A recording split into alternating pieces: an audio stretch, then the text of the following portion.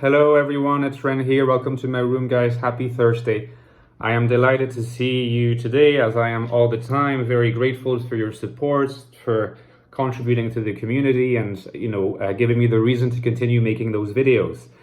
Before I move to the topic of today, I just want to mention that for those who know that I've been working on a book on the INFJ and those who may not know about this, the book is actually out on Amazon in ebook version as of now, so I don't have the paperback to show you. I'll make a video on the book, presenting the book in the paperback version when I receive it.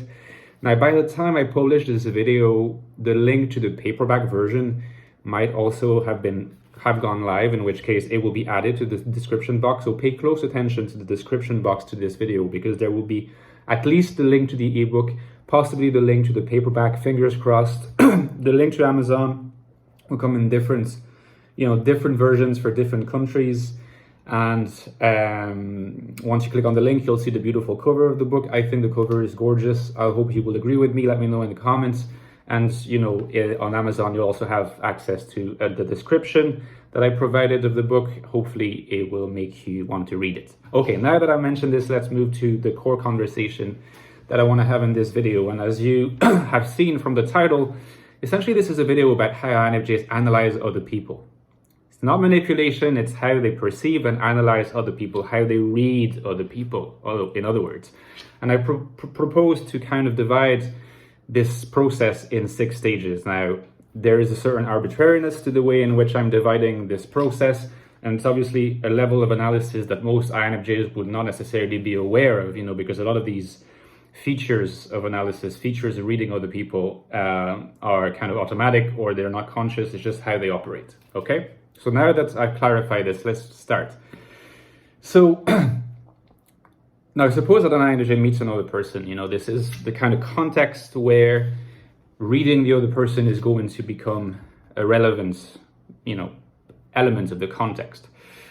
The first stage of the reading, the analysis of other people, is going to be the first impression. First impression is stage 1. Now you might say, everyone relies on their first impression of other people. Of course, the first impression is important and it does kind of impact our views. But this might surprise some of my INFJ friends, but I would say that the first impression that a person makes is actually quite important on an INFJ, probably more important than it would be at least for example, a dominant judger. A dominant FE or dominant TE, I think there are types that tend to not rely too much on the first impression, and it's more in the course of the conversation that the conclusion is reached, if it is reached. Now, in the case of an INFJ, I think the first impression is kind of important because this is basically the work of unconscious SE at work. So the INFJ is kind of presented with this big piece of unconscious external data, and they don't really know what to make of it yet, but they just have a sense that it is going to be important. So the first impression is important, and INFJs are, again, due to inferior SE, going to be influenced by such things as physical appearance quite a bit, and probably more so than types that don't have SE in their stack. That doesn't mean that INFJs are going to stop there, and that's the most important thing. The process of interaction is always dynamic, and an INFJ is not going to stop at the first impression. In fact, they're one of the most open types. Nevertheless, the conversation is always going to be informed by a need for the INFJ to precisely get over this first impression that they wish was not so instrumental, so influential. So part of the conversation will be articulated around this need to bring nuance to it and maybe to transcend it. And that leads us to the second stage, which simply is called conversation. So first you have first impression, second conversation. Now, because of what I just said, the conversation with an INFJ is going to tend to follow a particular kind of pattern, which might be a little bit surprising for some people, a bit unusual for some people. Because the INFJ is fundamentally engaged in trying to surpass this first impression, that is, they're all the more aware they need to surpass it, that they know the first impression due to unconscious or inferior SE is so potent and they have little conscious control over it. They're going to be asking a lot of questions. Now, sometimes this is perceived by other people as the INFJ being like very friendly, being very demure, not wanting to assert themselves, not wanting to talk about themselves. Now, there's probably an element of truth in that, but there's also that INFJs are here using FE to get a much better grasp of the core piece of data that NI is trying to process. The core piece of data is the first impression. It's usually mostly informed by SE. NI is trying to process it to get to a finer pattern, but they also want to use FE and TI to kind of get the other person to say more about themselves. So they're going to ask questions about the other person as a way of rectifying a first impression that they're usually not happy with because it's necessarily superficial, but yet influential, again, because of unconscious SE. And so they're going to be asking a lot of questions and they're going to get to know the other person better. And after a while, we move to the third stage. Now, this third stage I call suggestion. Suggestion is very important. When you interact with an INFJ, if you see a person operating by means of suggestion, chances are you're dealing with an INFJ. It's one of the telltale signs in my experience. What is suggestion?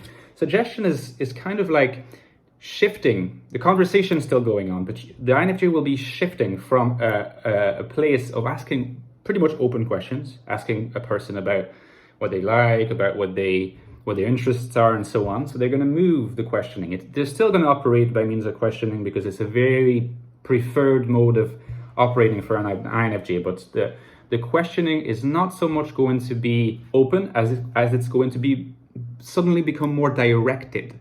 The directness of the questioning. If you see a shift from open questioning to directed questioning, you're moving from conversation to suggestion. So a question would be, rather than what do you believe in or what are your interests, questions are going to be more like, so you believe that blah, blah, blah, or would you agree that, etc., to check. The person is not going to be aware of it, but the INFJ is doing this to check that the conclusions they've reached as a result of the conversation and their open questions, and which are updating their first impression, are correct.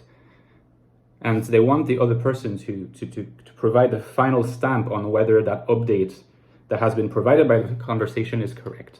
And so the directed questions are going to happen like this. It's a way for them to verify that their updated conclusions are in fact correct, and they through FE they depend on the final word of the other person to do this. Now, the fourth stage is what I call reiteration. Reiteration is simply that once those conclusions have been either confirmed or invalidated, we move back to conversation, and then we move again forward to suggestion, and then back to conversation and to suggestion. So that's the reiteration part. And I have to say, this is where sometimes interacting with an INFJ can make certain types feel a bit uncomfortable because they feel like they're being seen. Like the other type is not necessarily aware of what's going on at a conscious level, but there is, I think, after a while, if the other person is observant, not all people are observant, but if they are, there is this awareness that something is going on there. The INFJ is kind of psychoanalyzing them. And again, it's not because the INFJ is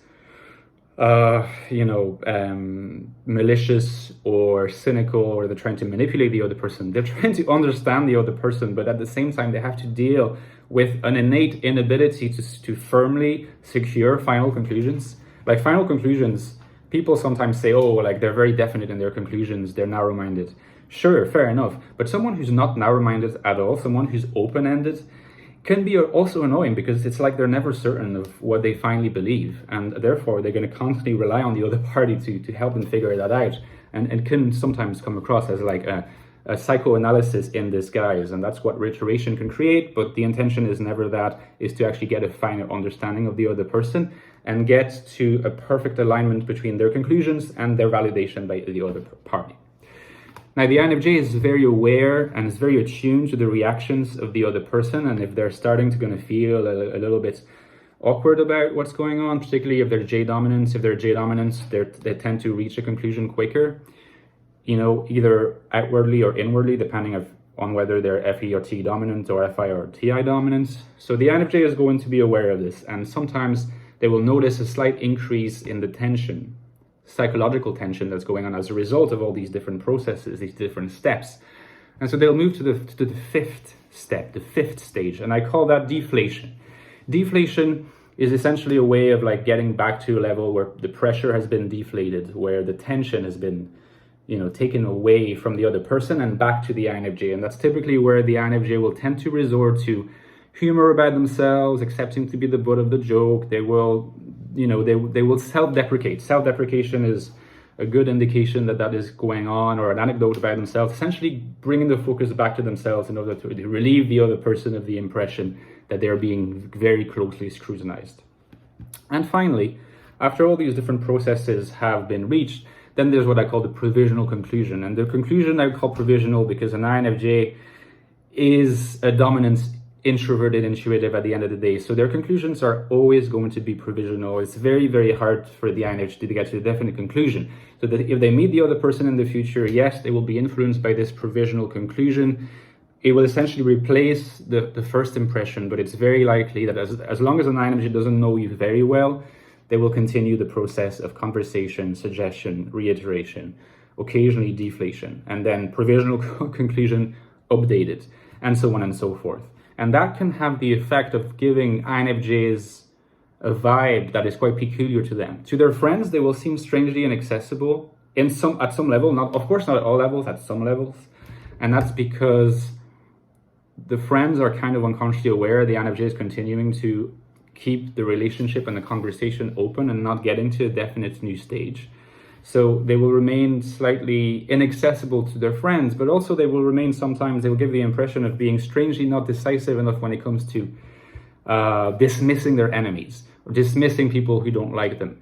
And other people might tell them, come on, you have to make this final decision about this other person. They're really not good for you and whatever. And it will be hard for the INFJ because, again, they're open about everybody, or they're going to want to get to the bottom of the situation with everybody, people who are good or bad alike. And this is due to the way they are made. It's difficult for them to have a real influence over how they direct this process. And that ultimately can be brought back to the interaction between inferior SE giving the first impression and I trying to get to a conclusion with the deliberating and reiterating support of FE and TI. An infinite process. I hope you enjoyed the video. It's a little bit longer than usual. Hit a like if you enjoyed it and consider subscribing. See you guys.